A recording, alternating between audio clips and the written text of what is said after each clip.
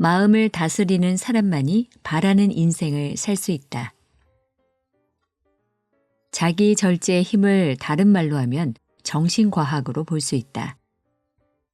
다양한 과학 분야에서 수많은 이론과 가설이 검증되고 사회에서 구체적으로 실현됨으로써 그 공적을 인정받듯 마음을 다스리는 정신과학 역시 개인의 내면적 요소나 행동을 통해 그 가치를 인정받는다. 자기 절제의 힘이 뛰어난 사람일수록 지식과 인격도 뛰어나서 사회와 세상에 지대한 영향력을 발휘한다. 물리, 화학, 생물, 지구과학 등 세상의 자연현상이 가진 힘을 연구하는 과학자는 그것을 나눌 수 있는 지식을 갖추어 나간다. 내면적인 마음의 힘을 이해하고 스스로 마음을 통제하는 지혜를 쌓아가는 사람 또한 마음과학자라 해도 좋을 것이다. 우주를 포함한 세상에서 다양한 현상에 관하여 불변의 법칙이 있듯 정신세계에도 나름의 법칙이 있다. 이러한 사실을 경험으로 깨달아 나아가는 것이 바로 자기 절제의 힘이다. 사람이라면 누구나 마음을 다스릴 수 있다. 어떤 일에도 흔들리지 않게 스스로 마음을 잘 다스릴 수 있다면 자기가 원하는 삶을 살 수 있다. 흔들리는 마음을 제대로 다스린다는 것은 하루아침에 이룰 수 있는 일은 아니다. 권위 있는 과학자가 되기 위해서는 오랜 연구기간이 필요하며 수많은 역경도 참아내야 한다. 그렇게 오랜 시간 업적을 쌓고 사회적 공헌도를 인정받아야 비로소 권위 있는 과학자가 될 수 있다. 마음의 과학자가 되고 싶다면 끈질긴 인내심으로 자신의 마음에 몰두해야만 한다. 자기 절제의 지혜를 몸으로 체득하여 자신은 물론 주변 사람들에게 자신의 마음을 다스리고 제어하는 일만큼 힘겹고 벅찬 일도 없다. 그것은 아무도 인정해주지 않고 격려나 감사의 말 한마디 건네지 않는 시간 속에서 외롭고도 고독한 작업이다. 그러므로 마음의 과학을 추구하는 사람은 홀로 서기를 명심하고 뒤돌아보지 않으며 당당하게 자신과 맞서는 법을 배워야 한다. 과학에서 연구를 진행하는 5단계. 일반적으로 과학자들이 연구를 진행해 나가는 순서를 알아보자. 1. 관찰. 사실을 진지하고 객관적으로 포착한다. 2. 실험. 관찰을 반복하면서 깨달은 사실을 바탕으로 법칙을 찾아내기 위한 특정 조건을 설정한 후 검증을 시도한다. 철저하고 논리적인 분석을 통해 가설과 이론이 올바른지 조사한 후 올바른 내용만을 사실로 남겨둔다. 3. 분류. 관찰과 실험에 의해 확인되고 축적된 사실을 토대로 근본적 법칙이나 일정한 규칙을 발견해내기 위해 기준을 마련하여 그룹으로 나눈다. 4. 추론. 실험과 결과를 통해 일정한 현상의 법칙을 찾아내고 사실에 근거한 원리 결과를 끌어낸다. 5. 인식. 정확하고 객관적인 판단으로 사실을 증명하고 법칙을 확립한다. 다소 딱딱하고 어렵다는 인상을 줄 수도 있지만 과학자들은 모두 기본적으로 이러한 과정을 거쳐 사실을 검증하며 지식을 재정비해 나간다. 그러나 과학자들의 궁극적인 목적은 단순히 몇 가지 지식을 넓혀나가는 정도로 끝나는 것이 아니다. 그들의 사명은 사회와 국가, 나아가서는 온 인류에게 새로운 지식을 전파하고 삶 속에 구체적으로 실현하게 함으로써 공헌하는 것이다. 다시 말해 그들이 말하는 과학에서 연구를 진행하는 5단계란 자신의 목적을 실현하기 위한 도구이며 협력자로서 중요한 의미가 있다. 지식은 실생활에 도움이 되고 평안함과 행복을 가져다 줄 때 비로소 가치를 지닌다. 가슴 깊은 곳에 보석을 꼭꼭 감춰두듯 지식을 무조건 쌓아만 둔다면 연구의 가치는 반감할 수밖에 없다. 당신이 획득한 지식은 당신의 생활 방식과 인생에 긍정적인 도움을 줄 때만이 그 진가를 발휘한다.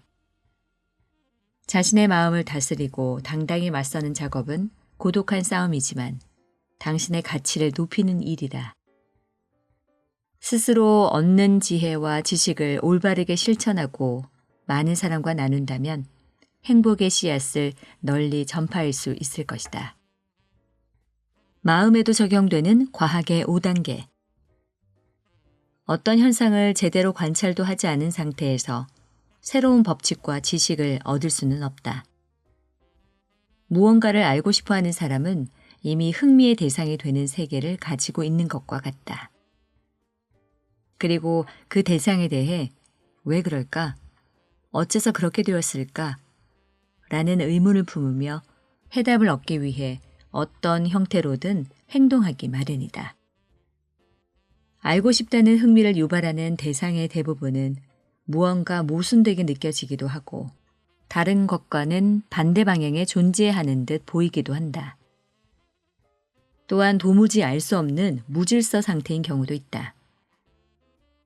앞에서 말한 과학 연구 5단계에 한 단계씩 차분히 풀어나가다 보면 현상의 성질이나 패턴 등 사물의 본질을 파악할 수 있다. 그리고 현상과 사물에서 그것을 발생시키는 요소로 기결되는 법칙을 찾아냄으로써 무지를 지식으로 변환해 나간다. 정신과학을 추구할 때도 이 5단계는 매우 큰 도움이 된다. 자신의 의식을 외부가 아닌 내면으로 향하게 하되 사물의 겉모양을 찬찬히 살피듯 자신을 최대한 객관적인 시선으로 바라봐야 한다. 무지를 깨닫는 것에서 출발하기.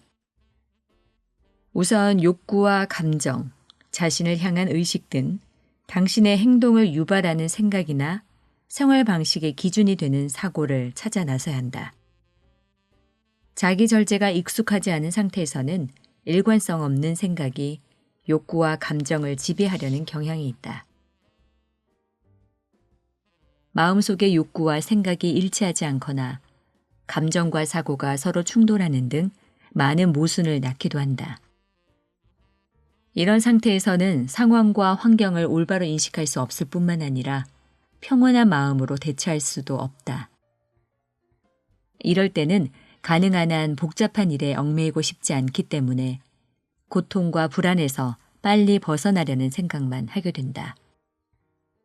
자기 절제는 자신의 심적 상태를 있는 그대로 깨닫는 것부터 시작해야 한다. 내 마음 정도는 알고 있지라고 자신 있게 대답하는 사람이 있는데 이런 사람이야말로 자신을 전혀 모르는 사람이다. 지식 탐구는 자신의 무지를 깨닫는 것에서부터 출발한다. 자신을 제대로 제어하지 못하는 사람이 나 스스로를 잘 알아라고 자만하는 것은 바로 자신에 대해 무지하다는 증거다. 스스로 마음속에 존재하는 자신을 정면으로 마주 볼 수 있도록 자기 절제의 5단계를 살펴보자. 자기 절제의 5단계. 1단계. 내면 관찰. 자기 스스로 마음의 움직임이나 상태를 관찰한다. 이 단계는 과학의 5단계 가운데 관찰에 해당한다. 손전등으로 빛이 닿지 않은 곳을 구석구석 살피듯 스스로 내면을 관찰해보자. 의식의 눈으로 마음의 아주 미묘한 움직임과 상태의 변화까지 주의 깊게 그리고 최대한 객관적으로 살펴야 한다. 예를 들면 자기 만족에 빠져 감정에 사로잡히는 버릇 또는 쾌락과 열광적인 흥분으로 마음을 다스리지 못했던 습관을 버리고 가장 자연스럽고 편안한 감정과 생각을 찾아보자. 이것이 자기 절제의 첫 번째 단계다. 이 세상에 막 태어난 아기는 어떨까? 오로지 본능적인 힘과 본질적인 기질만 가지고 있다. 아기일 때 당신은 자신을 제어할 만한 분별력도 없을 뿐만 아니라 자신을 과장하거나 꾸미는 재주도 전혀 없는 무력한 존재에 불과하다. 단순히 주어진 환경에 내에 던져진 하나의 생물체라 생각할 수도 있을 것이다. 그러나 시간이 흐르면서 다양한 환경을 경험하고 여러 상황을 겪으면서 오히려 그들의 지배를 받고 있는 듯한 착각에 빠지기도 하며 자신의 본질적 기질을 성장시키지 못한 채 자라올 수도 있다. 지금이야말로 자신을 제대로 통제할 수 없었던 마음에 눈을 떠야 한다. 이제 올바른 자기 제어의 힘을 이루어 나가야 할 때다. 2단계 자기 분석. 자신의 기질과 성질을 명확하게 한다. 마음의 움직임을 정확히 끄집어내고 분석하면서 자신을 좀 더 깊이 알아가는 단계다. 이때 당신에게 고통을 안겨다 주었던 마음 상태와 평화로움을 가져다 주었던 마음 상태로 분류해보자. 다양한 마음 상태와 습관은 특정한 색채를 띤 행동으로 표출되며 당신이 감당해야 할 결과로 이어진다. 마음 상태와 행동이 일으킨 결과는 교묘한 관계를 맺으며 그 관계가 당신에게 얼마나 중대하고 의미 있는 것인지를 서서히 깨닫게 될 것이다. 자기 분석은 자신을 분석 대상으로 하여 마음의 움직임과 상태를 조사하면서 본인의 본질을 명확히 밝혀가는 과정이다. 3단계 조정. 균형 잡힌 상태로 만든다. 앞서 관찰과 분석 단계를 거치면서 당신은 이제 자신의 기질과 심적 경향에 대해 확실히 파악할 수 있게 되었다. 그뿐만 아니라 마음 깊숙한 곳으로부터 자극과 무의식 속에 감춰있던 감정까지 모두 깨달았을 것이다. 조정 단계에서는 의식이라는 좀 더 성능이 뛰어난 도구를 준비하여 감추고 싶었던 마음에 오점이 남아있는지는 않는지 확인해보자. 당신은 자신의 마음속의 나약함과 제멋대로인 기질, 그리고 고매한 성품이 공존한다는 사실을 알았을 것이다. 자신을 객관적으로 볼 수 있는 안목을 기른다는 것은 타인에게 비춰지는 자신의 모습을 파악하는 능력과도 직결된다. 이 단계쯤 되면 주변이나 친분이 있는 사람들을 통해 투영된 자신의 모습이 보이기 시작할 것이다. 있는 그대로의 자신과 마주할 때 본인의 실수를 열심히 변명한다거나 쾌락을 추구하기 위해 자신을 속이지 않아야 한다. 또한 자신을 지나치게 비하한다거나 자존심에 사로잡히지는 않으며 자만심에 사로잡히지 않으며 자신의 불행을 과장하지 않고 꾸밈 없는 본인의 모습을 인정하고 높이 평가한다. 이런 상태에 도달하면 자기 제어를 통해 자신을 어떻게 다루어야 하는지, 본인이 무엇을 해야 하는지 깨닫게 될 것이다. 또한 스스로 마음을 주체하지 못해 고생하는 것을 그만두어야 한다. 어제와 다른 내일을 살고 싶다면 바라는 대로 이루어지는 삶의 법칙, 긍정의 법칙을 마음에 새겨야 한다. 조정 단계는 마음속 깊이 뿌리 내린 잡초를 제거하는 작업이다. 농작물을 심기 전에 땅을 고르고 잡초를 뽑듯 마음속의 부정적인 내면 요소를 걸러내는 것. 그것이 바로 마음을 정화하는 일이다. 풍성한 인생의 열매를 수확하고 싶다면 평온한 마음의 밭에 올곧은 행동의 씨앗을 뿌려야 한다. 4단계 적응. 생각과 행동을 바른 궤도로 맞춘다. 마음과 정신이 긍정의 법칙에 맞춰 작용함으로써 한 개인의 생각과 행동을 조정한다는 자그마한 법칙을 깨닫게 된다면 좀 더 커다란 법칙이 세계를 움직인다는 사실도 알게 될 것이다. 이 법칙은 영원 불변한 중력의 법칙만큼이나 변함없는 위대한 법칙이다. 모든 사고와 행동이 이 법칙에 따라 공정한 결과를 만들어내는 궤도를 만든다. 이 법칙의 공정한 룰, 규칙에 우리의 마음과 행동을 맞춰 나가자. 제대로 정상의 궤도에 오른 사람은 일의 과정이나 방향성을 무시한 채 행동하지 않으며 정의에 근거한 법칙에 알맞은 생각과 행동을 한다. 법칙에 있어 정의란 한 개인의 판단이 올바르고 공정하다는 의미와는 질적으로 다르다. 그것은 시대와 조건에 따라 수시로 변하는 것이 아니라 영원히 변하지 않는 것이다. 당신이 올바른 삶을 살아간다면 더 이상 악한 마음과 부정적인 상황으로 고민하거나 힘들어하지 않게 된다.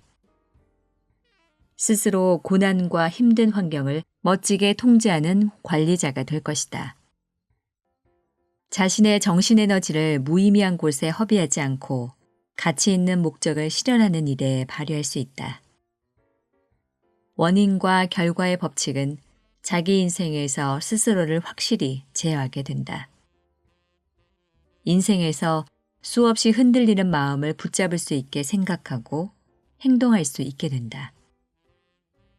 이제 당신은 과거의 잘못과 슬픔에서 벗어나 삶의 지혜가 부족하였던 무지와 그로 인한 불안을 극복하고 강하고 힘찬 삶을 살게 될 것이다. 5단계 각성. 진실과 지혜로 더불어 살아간다. 건강한 사고와 올바른 행동은 정신의 가치를 높여주고 그 사람의 마음을 신성한 법칙의 궤도에 올려놓는다. 신성한 법칙이란 모든 사람이 맞닥뜨리는 상황과 문제의 원리로서 비단 인간뿐 아니라 국가의 운명까지도 그 영향력 아래에 있다. 자기 제어 능력을 키워나가는 동안 사람은 진실한 지혜에 눈뜨게 된다.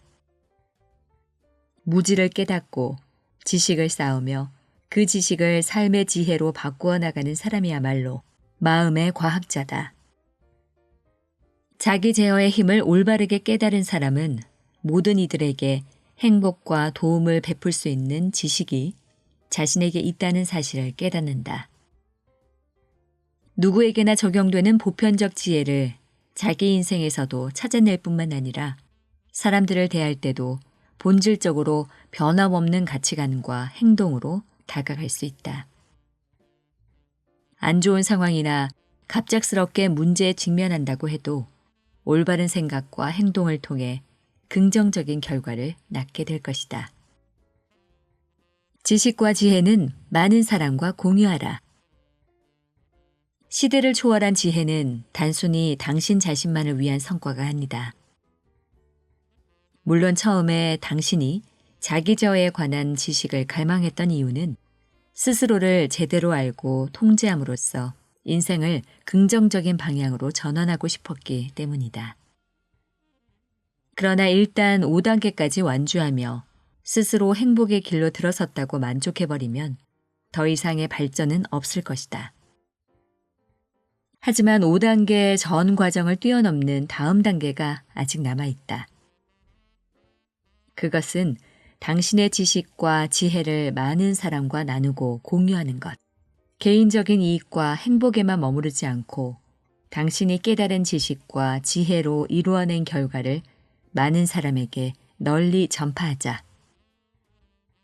이 작업을 성공적으로 해낸다면 당신은 지금보다 정신적으로 훨씬 풍성한 사람이 될 것이다. 제임스 앨런의 인생 조언.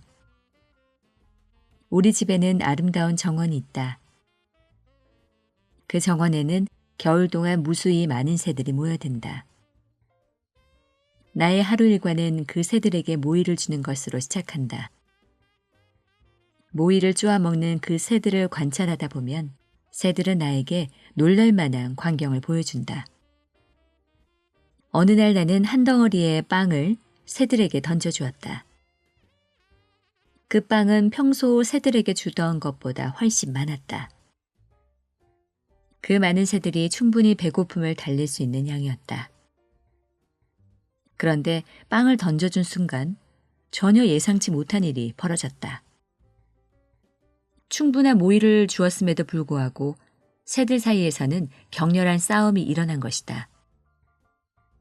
싸움의 결과 몇 마리의 새들만이 빵을 독식했다. 그리고 다른 새들이 접근하지 못하도록 공격하는 것이 아닌가? 새들이 보여준 싸움으로부터 격렬한 경쟁의 무서움을 알 수 있었다. 풍부하게 모이가 있어도 자기가 살기 위해서 모이를 빼앗기지 않으려고 주위를 더욱더 경계하는 것이다. 이것은 자연계의 생물이 보여주는 생존 경쟁의 한 장면이다. 인간의 세계에도 같은 광경이 떠오르지 않는가? 경쟁은 부족하기 때문에 일어나는 것이 아니다. 풍족하기 때문에 일어난다. 사치를 하면 할수록 자신의 풍부함과 사치스러운 생활을 유지하기 위한 경쟁의식은 더욱 심해진다. 실제로는 풍부하고 아무것도 부족한 것이 없는 가운데 경쟁이 시작된다. 이 세상은 개인적인 경쟁에서부터 시작하여 조직이나 국가 간의 투쟁으로 세월을 보낸다. 비즈니스 세계에서도 치열한 경쟁이 일어나고 있다. 약한 자는 소외당하고 강한 자는 승리를 획득하여 자기의 몫을 넓히기 위해 격렬한 싸움을 계속한다. 이런 격한 경쟁 사회도 사회 현상도 행복하다고 할 수 없다. 거기에는 공통되는 하나의 원인이 있다. 그 원인을 사람들의 마음속에서 발견할 수 있다. 그 한 사람 한 사람의 행동은 각자의 마음으로부터 생겨난다. 전쟁, 사회적 정치적 논쟁, 파벌 싸움이나 개인 간의 싸움, 그리고 비즈니스에 이르기까지 싸움의 원인이 되고 있는 공통의 원인은 이기적인 생각, 즉 이기주의에 있다. 사람의 마음속에 이기적인 생각으로만 가득 차 있다면 싸움이나 경쟁은 필연적이다. 자기를 최우선으로 하는 생각, 타인이나 사회를 전혀 배려하지 않는 태도, 그러한 근본적인 원인을 없애지 않으면 사회도 조직도 사람도 바뀌지 않는다. 원인을 없애지 않으면 결과는 바꿀 수 없다. 원인이 있는 한 그 결과는 필연적이다. 인간의 이기적인 생각이나 오만을 어떻게 다루어야 할까? 모든 것은 서로 빼앗으려고 경쟁하지 않아도 얻을 수 있다는 마음으로부터 출발해야 한다. 다른 사람의 고통이나 괴로움을 함께 나누고 자신의 이기심을 버리고 진정한 기쁨을 함께 나눌 때 그것이 경쟁할 때보다 더 많은 것을 얻을 수 있다는 것을 깨닫는 것이다.